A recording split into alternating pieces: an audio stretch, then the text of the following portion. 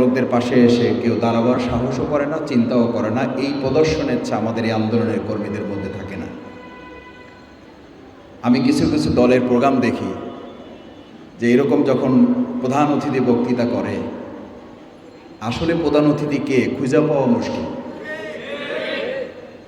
তখন দেখি আবার এখন নতুন সিস্টেম হয়েছে, এত লোক এখানে দাঁড়ানো থাকে যে প্রধান অতিথি গোল চিহ্ন দিয়ে দেখাইতে হয় যে উনি আসলে প্রধান অতিথি, টিক মারা থাকে। আল্লাহ তাআলা বাংলাদেশ জামাত ইসলামীকে এখান থেকে হেফাজত করেছেন, এই জন্য একবার বুক ভরে আল্লাহ শুকরিয়া আদায় করি, আলহামদুলিল্লাহ।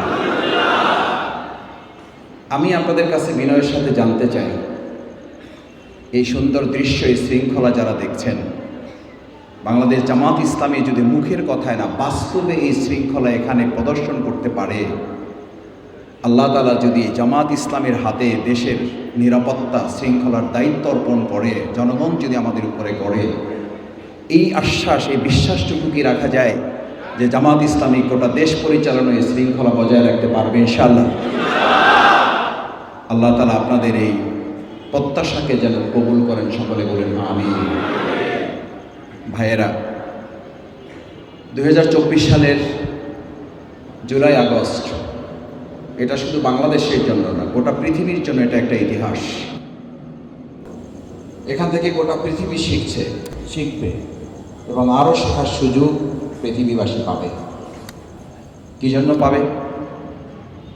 অন্যায়ের বিরুদ্ধে, ফ্যাসিস্টদের বিরুদ্ধে, জুলুমকারী নির্যাতনকারীর বিরুদ্ধে, মিথ্যা মামলা গায়েবী মামলার বিরুদ্ধে, আয়নাঘরের বিরুদ্ধে এদেশের মানুষকে শুধু লড়াই করতে হয় নাই, শুধু জেলে যেতে হয় নাই, এদেশের মানুষকে জীবন বাজি রাখতে শুধু হয় নাই, আমাদের ছাত্র জনতাকে বুকের সামনে বুলেট বিদ্ধ হয়ে শুধু মারাই যায় নাই, আমাদের মায়েরা, আমাদের বোনেরা তার কোলের সন্তানকে পর্যন্ত বুলেট থেকে রক্ষা করতে না পেরে ঘরের মধ্যে লুকিয়ে বারান্দার মধ্যে থেকেও তারা সন্তানকে রক্ষা করতে পারে নাই। সেরকম একটা জালিমকে আমাদের তরুণ ছাত্র জনতা উৎখাত শুধু করে নাই, তাদেরকে হেলিকপ্টারে করে পাঠিয়ে দিতে সক্ষম হয়েছে। আমি মাঝে মধ্যে বলি, যারা এত উন্নয়নের কথা বললেন, আচ্ছা একটা দেশে সরকার যদি উন্নয়ন করে তাহলে তাদেরকে পালাতে হবে কেন? একটা দেশে সরকার যদি মানুষের উপরে জুলুম না করে তাহলে তাদেরকে একটা দল পরিচালনার জন্য 3 মাস হয়ে যাচ্ছে, 100 দিন। আমি মাঝে মধ্যে পত্রপত্রিকার কিছু খবর পড়ার চেষ্টা করি, সামাজিক যোগাযোগ মাধ্যমে কিছু কথা দেখার চেষ্টা করি, দেখি 3 মাসে আমরা কি করেছি তার পর্যবেক্ষণ, কি হয়েছে 3 মাসে। আমি জাতির কাছে, এই ঢাকাবাসীর কাছে, এই ওয়ারিবাসীর কাছে জানতে চাই, 15.5 বছরে যে জগদ্দল পাথর আমাদের উপরে চেপে বসেছিল তার দোসরদেরকে এখনো সরানো যায় নাই। এটা হচ্ছে এই 3 মাসের সবচেয়ে বড় ব্যর্থতা।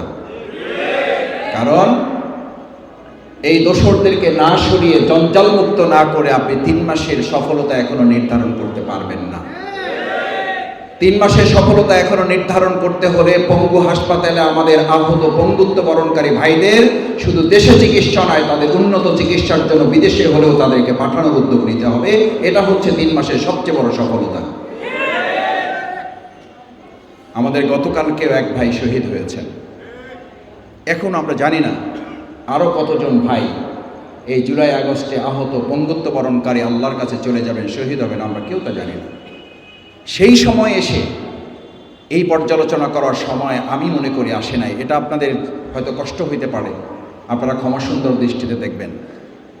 আমি বলছি এই জন্য যে বিগত 15.5 বছরে যে বাংলাদেশকে ভেঙে চুরে খান খান করে ফেলা হয়েছে, আমাদের অনেকে সাংবাদিক ভাইয়েরা, আমাদের অনেক সহকর্মী ভাইয়েরা আমাদের কাছে জানতে চান, মাসুদ ভাই 3টা মাস চলে গেল, আমরা এখনো বাজারে দ্রব্যমূল্যের ঊর্ধ্বগতি লাগাম টানতে পারি নাই। এটা যেমন ঠিক, এর সাথে আরেকটা ভিতরে ঠিক আছে, যে আমাদের ভাইয়েরা বলেন খবরের পিছনে আর একটা খবর আছে। সেই খবরটা কি? খবরটা হলো এই বাজারের যে সিন্ডিকেট বিগত 15.5 বছরে আওয়ামী ফ্যাসিস্টরা তৈরি করে গিয়েছিল, সেই সিন্ডিকেট এখনো ভেঙে খান খান করে না দিতে পারলে এই বাজারের লাগাম টানা সম্ভব হবে না।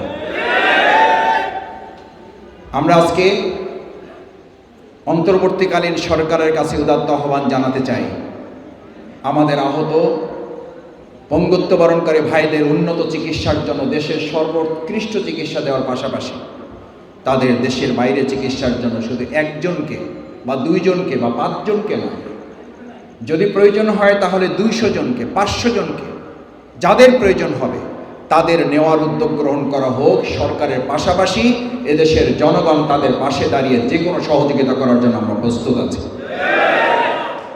আলহামদুলিল্লাহ, বাংলাদেশ জামাত ইসলামী আমিরে জামাত ডক্টর শফিকুর রহমান এই আন্দোলনের শহীদ পরিবারে প্রত্যেক পরিবারকে আমরা 2 লক্ষ করে টাকা দিয়েছি। এটা পরিমাণে খুব বেশি না, কিন্তু একটা পরিবারের পাশে গোটা বাংলাদেশে যত শহীদ হয়েছে, আমাদেরকে বারবার জিজ্ঞেস করা হয়েছে জামাত ইসলামের শহীদ কতজন, ইসলামী ছাত্র শিবিরের শহীদ কতজন, জামাত ইসলামের পঙ্গুত্ব বরণ করেছে কতজন, জামাত ইসলামের হাত হারিয়েছে কতজন, ছাত্র শিবিরের চোখ হারিয়েছে কতজন।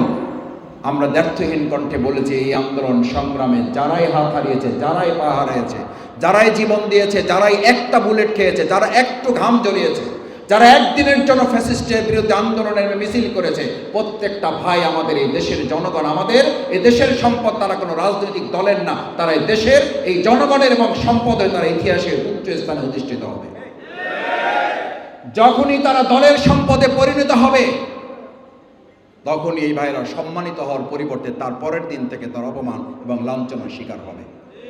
1971 সালের মুক্তিযুদ্ধ এবং মুক্তিযোদ্ধাকে আওয়ামী ফ্যাসিস্টরা সবচেয়ে বড় অপমান করেছে। তাদেরকে দলের আন্ডারে নিয়ে দলের সম্পদে পরিণত করে দেশের মানুষের কাছে তাদেরকে অপমানিত, লাঞ্ছিত করা হয়েছে। আমি মনে করি আগামী দিনে 2024 সালের জুলাই এবং আগস্টের শহীদ, আহত, পঙ্গুত্ব বরণকারী ভাইগুলো কোনো দলের হবে না, তারা দেশের সম্পদ। এবং আমরা এটাও অন্তর্বর্তীকালীন সরকারের কাছে আহ্বান জানাই, 71 সালে মুক্তিযোদ্ধাদের তালিকা এখনো নাকি সম্পন্ন করা যায় নাই। এই সরকারকে এসে বলতে হচ্ছে এটা আপডেট করতে হবে।